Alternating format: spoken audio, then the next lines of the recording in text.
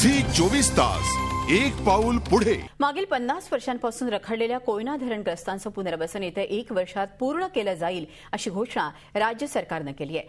मदत आणि पुनर्वसन मंत्री पतंगराव कदम यांनी नुकतीच कोयना धरण परिसराला भेट दिली। त्यावेळी प्रकल्पग्रस्तांच्या अडचणी त्यांनी समजून घेतल्या।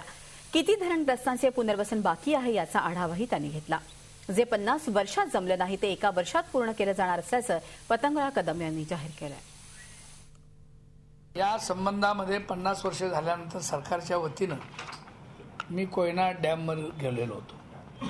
तिथं सर्व ज्यांच्या जमिनी गेल्या अशा लोकांची बैठक घेतली आणि त्यांना फायनल मी शब्द दिलेला आहे 1 वर्षाच्या आत त्यांचं पूर्ण पुनर्वसन होईल।